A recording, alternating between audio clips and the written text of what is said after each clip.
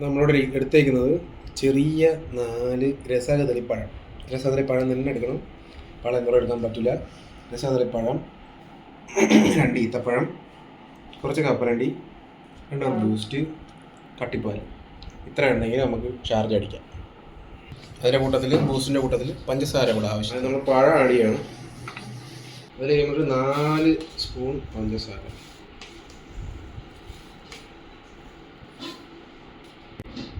4 table spoon പഞ്ചസാരയാണ് add ചെയ്തത്. എന്നുവെച്ചാൽ നമ്മൾ ഈ എടുത്ത് കുരു വെള്ളം വെച്ചേക്കുന്ന 2 ഈത്തപ്പഴം, കപ്പലണ്ടി, തോടില്ലാത്ത കപ്പലണ്ടി, പാക്കറ്റ് ബൂസ്റ്റ്,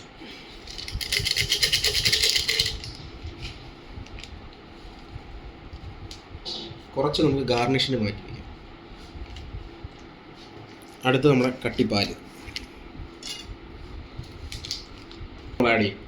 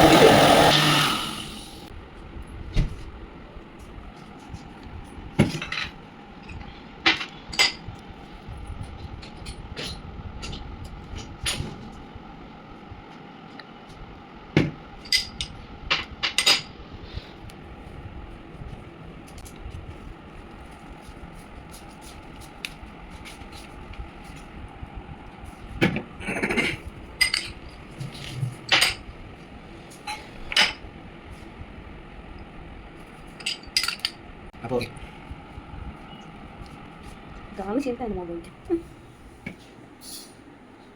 കൊള്ളാം.